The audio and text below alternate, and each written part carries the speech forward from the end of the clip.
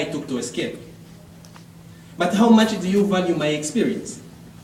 Because I'm not a victim, and I do not need your pity whatsoever that may cost, for I am a criminal, an innocent criminal. In any wars, there's always been a survivor whose story is ignored and forsaken. Like the mysteries or the miseries of the Congolese that forsaken in order for you and I to text and play Hungry Birds. We've been deprived of schools, but not education. We've been denied our voices, but not the memories. For we remember every single evil that was done unto us like it was yesterday. I've always said that what you told is not what's happening. It's more serious than a bloody civil war. Oh yeah, but you can't believe me, right? Because you have a PhD and I'm just a little boy from Africa. And an educated little boy at that. I know what's happening, okay? It's not a civil war. It was an invasion. It's not 5 million casualties. It is double that.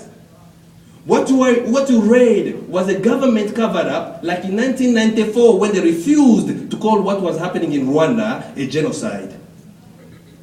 You still want to hear my story, right?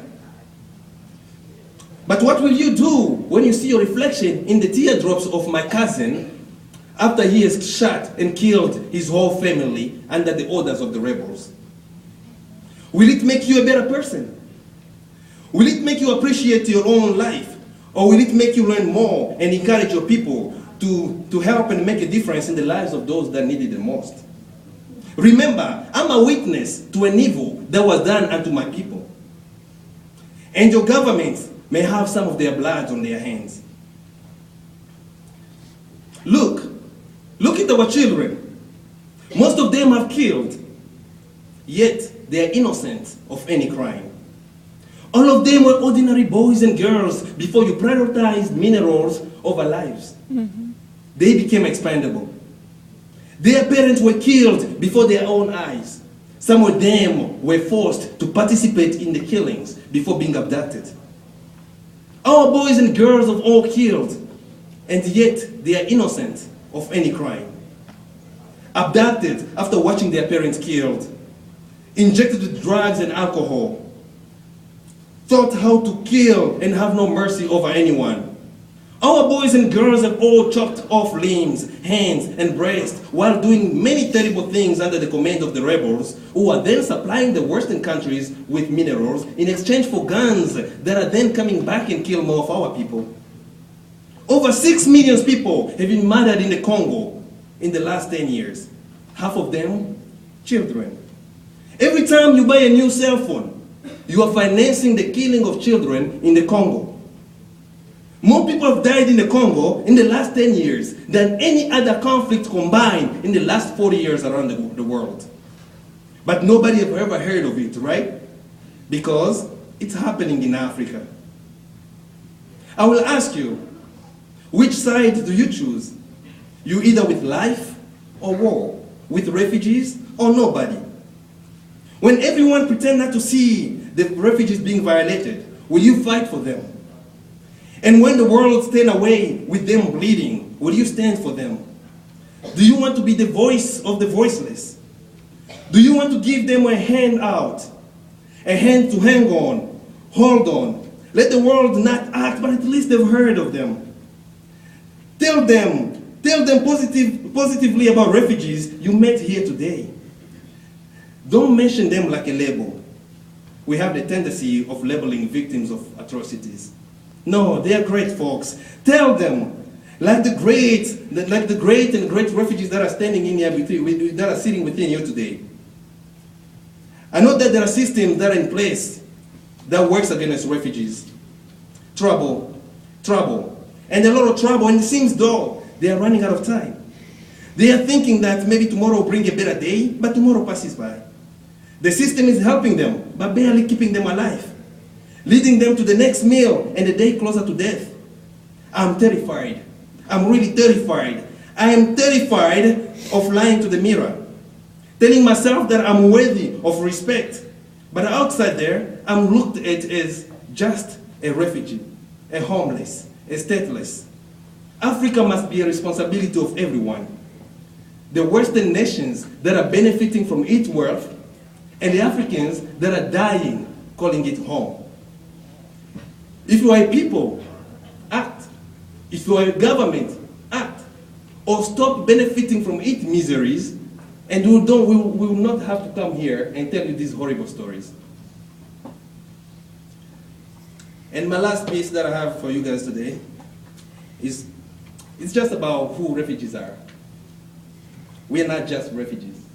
A man, last year a guy called me and said, can you tell me the definition of a refugee? Not the textbook refugee, just not the dictionary meaning. Just tell me the meaning. And the only meaning of a refugee is human. They are human beings. Don't try to fabricate or try to show their struggle or whatever they've gone. They are human beings. The people from Katrina wouldn't like to be called Katrina victims for the rest of their lives. Because African Americans in the United States would not like to be labeled as slaves because their parents and the parents were slaves.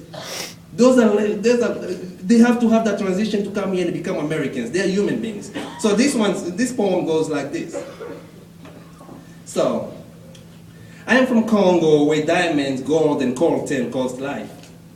I get questions daily like, why you don't cry when you tell your story? I'm the lost son of the Congo. I've seen worse.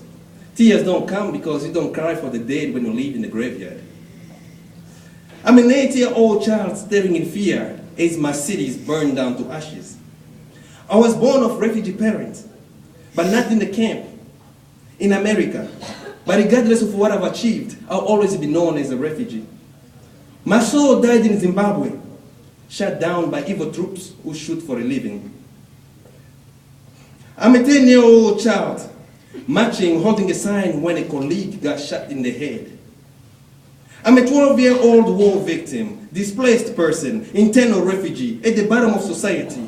The strength, the intensity I learned during this time paved the next 10 years of my life, mixed with lonely feelings locked away somewhere in my head.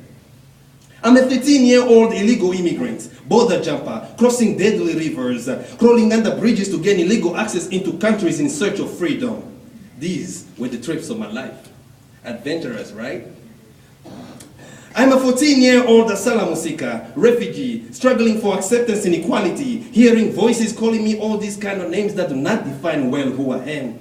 Life of a refugee is not all that fun. They'll never let you be who you are. I once heard a man say, refugees refuse to learn English, handle themselves together in their own little groups and clans, sponge off the taxpayers, bring their criminal intentions and other socially unacceptable habits with them and diseases, commit more criminal acts than the natives, and they're a general blot on the landscape.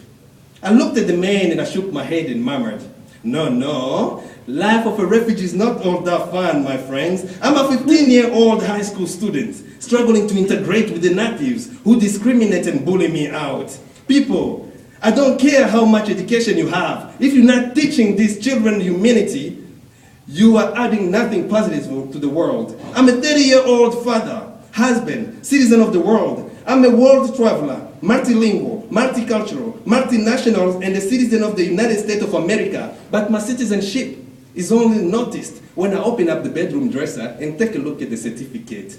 I'm a hard worker, courageous, an outstanding human, and an innocent criminal that has been left an orphan by the world that we've all neglected in order to text and play a hungry bird. I was imprisoned, tortured, deported, racially abused, sexually abused, and emotionally abused, but I thank God for all these things came to shake my life, but ended up shaping it for the best. Life of a refugee is not all that fun. It will pop up and expose you up for insult. It will leave your eyes popping out their socket. It will leave you feeling for water and food, I'm telling you. It's a man 50-year-old opening fire on a group of 12-year-old. Hell no. They leave their bodies rotted. They leave their bodies rotted food for vouchers. Tell their mothers. They tell their mothers that leave them casket open. Leave them casket open. Let the whole world see that it's not only burning here in the Congo. Hell, it's hot wherever you be. From the Congo to Sudan, from Iran to Iraqi, from Afghanistan to Pakistani. Life of a refugee is not all that fun, my friends. It will leave you pop open. People, I'm a sacrificial lamb for you. My life is what I'm willing to give for it. I'll challenge you to find a cause that is worth dying for and live for it. I'm not just a refugee. I am a human being. Thank you so much for listening.